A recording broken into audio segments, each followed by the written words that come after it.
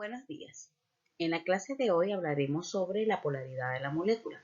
El término polaridad les debe parecer conocido puesto que nosotros vimos lo que era un enlace covalente polar y no polar. Y en líneas generales, el enlace covalente es polar cuando los dos elementos enlazados son diferentes y siempre va a haber una flecha dirigiéndose hacia el elemento de mayor electronegatividad. Y cuando el enlace es entre dos elementos iguales, pues no se origina una flecha porque no hay una diferencia de electronegatividad. Esto hay que tenerlo pendiente porque en el día de hoy estudiaremos no si el enlace es covalente polar o no, sino si toda la molécula será polar o no será polar. ¿Y de por qué es esto sumamente importante? En química hay un dicho que dice lo polar disuelve a lo polar, lo no polar disuelve a lo no polar.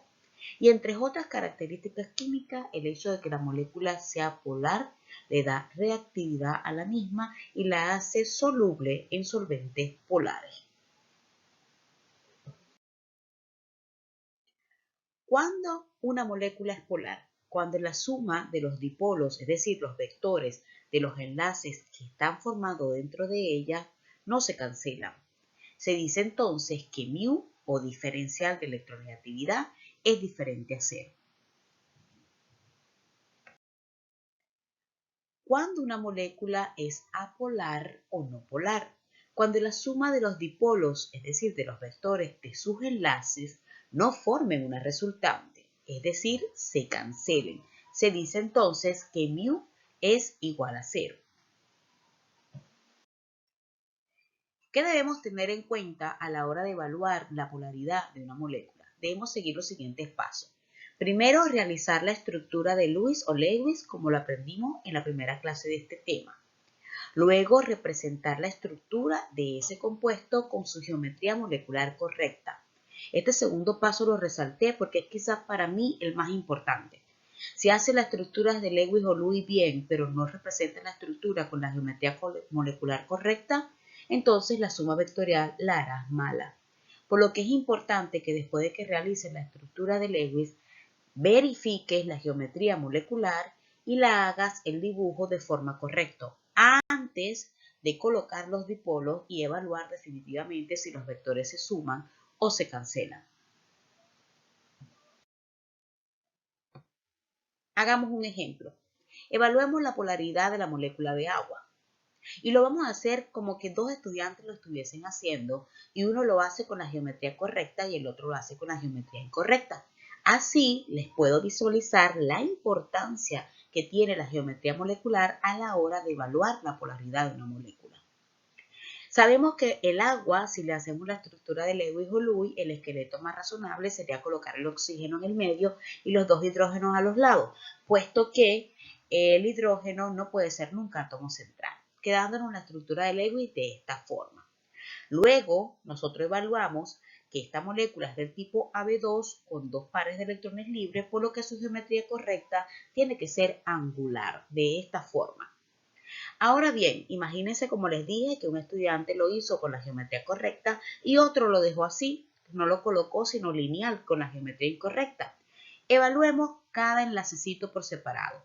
Recuerden que el agua, tal como lo ven en la estructura, está formado por dos enlaces covalentes. Uno, un hidrógeno con oxígeno y el otro también un hidrógeno con un oxígeno. A cada enlace le vamos a colocar un dipolo, una flecha que se va a dirigir hacia el elemento de mayor electronegatividad. Por lo que aquí en la primera flecha, cuando evaluamos en la estructura lineal del agua, el hidrógeno y el oxígeno va hacia el oxígeno.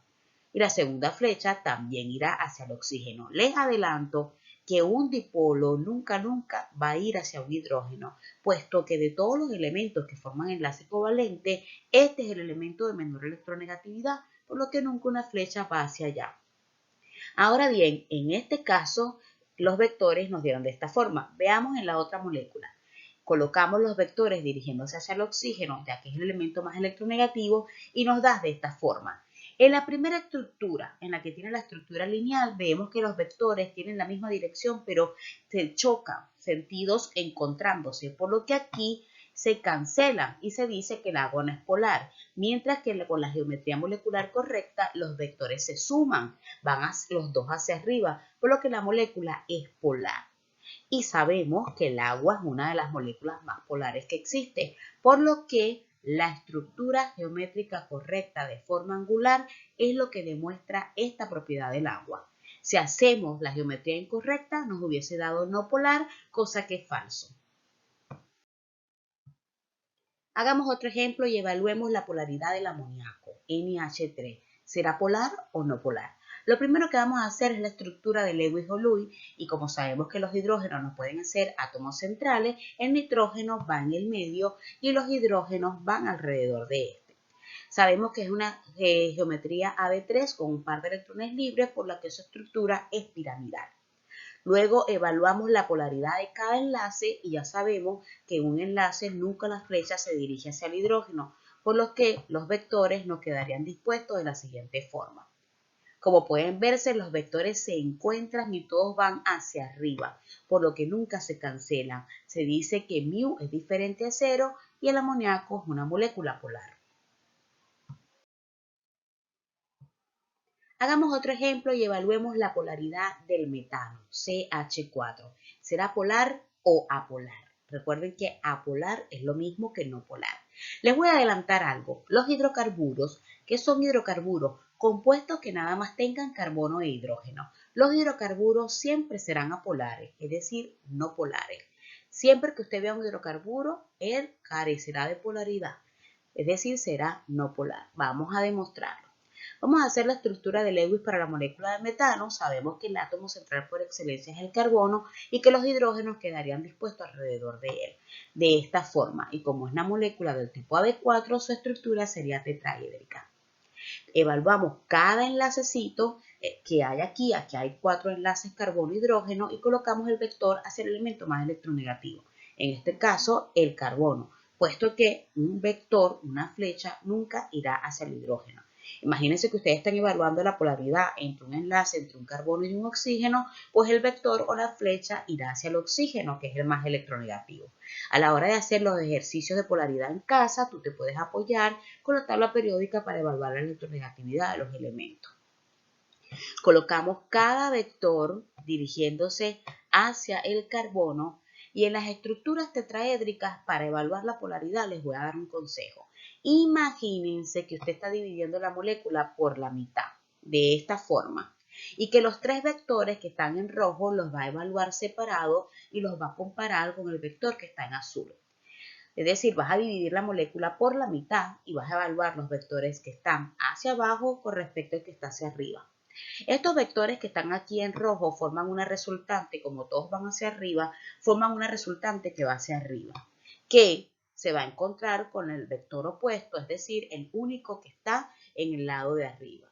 Cuando estos dos vectores se encuentran, se cancelan, por lo que se dice que mu es igual a 0, la molécula es no polar. Lo que ya sabíamos porque la teoría nos dice que todos los hidrocarburos son no polares. Pero ya saben, cuando la molécula sea tetraédrica, usted pasa una línea imaginaria, es decir, no es necesario que la escriba, solo corte la molécula imaginariamente por la mitad y haga la suma vectorial de esa forma. Recuerda visitar el aula virtual en el tema de puente de hidrógeno y polaridad, que allí está un video tutorial donde se explica la polaridad de la molécula. Con ese video reforzaremos esta clase y ya estarás listo para hacer tu infografía. Nos vemos.